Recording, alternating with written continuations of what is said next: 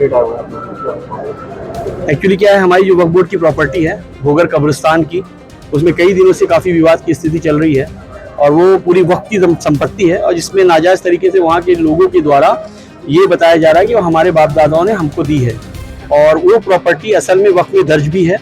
और जिस वक्त में ये सर्वे हुआ था उसमें कुछ जो खसरे हैं वो छूट गए थे, जिनमें इन्होंने गलत तरीके से अपना नाम दर्ज करा लिया है। खसरे में भी काफ़ी त्रुटियाँ पाई गई हैं।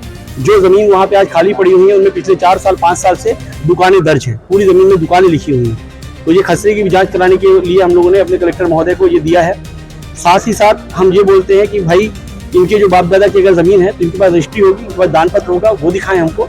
और इस मुद्दे को लेकर हमने यहाँ पे आपत्ति दर्ज कराई है। वो विवादास्पद ज़मीन है, उस पर कोई खरीदी बिक्री ना हो सके, इस पर रोक लगाई जाए और इस पर हम ट्रिब्यूनल कोर्ट और हाई कोर्ट की तरफ भी अपना मूव करेंगे।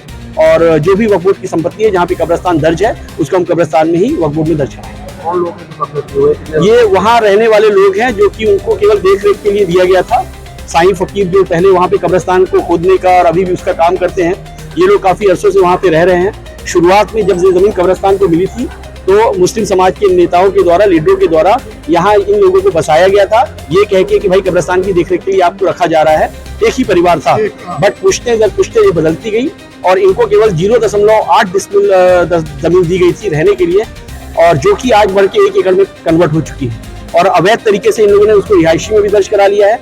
और एक सबसे बड़ा जो क्राइम है वो उन्होंने किया है, 139 नंबर का जो रकबा है जो पहले से वक्फ बोर्ड पे दर्ज है, वहाँ पे जी रिहायशी में रह रहे हैं और गलत तरीके से उसको रिहायशी घोषित करवा लिया है और आज वहाँ पे काबिज है। जबकि वक्फ बोर्ड का नियम ये कहता है कि वक्फ बोर्ड एक बार वक्फ बोर्ड में चढ़ी हुई जमीन जिंदगी भर वक्फ बोर्ड में ही रहती है, उसको परिवर्तित नहीं किया जा सकता और उसमें किसी भी तरीके का अतिक्रमण हो, चाहे 4 पुष्ट हो चाहे 5 पुष्ट हो, उस पर वो उनको जायज नहीं माना जाता। अभी आप लोग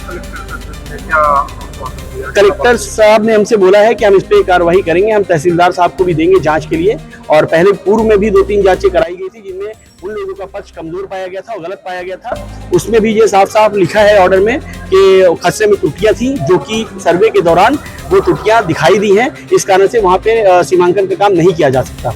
तो ये जो दूसरे खसरे थे जो पूर्व में सड़क चढ़े हुए थे लेकिन बाद में इन लोगों ने अपने नाम से चढ़ा दिया था, जब हम लोगों ने उनको सबूत पेश किया, पूर्व के खसरे दिखाए, तो उसके बेसिस पे जब वहाँ पे सर्वे हुआ तो पाया गया कि वहाँ पे मज़ार है, वहाँ पे वजू खाना है, वहाँ पे रोड है, वहाँ पे सुलभ कॉम्प्लेक्स है, तो वो सीमांकन को रद्द कर दिया गया। तो कितने एकड़ जमीन है जो विवादित है?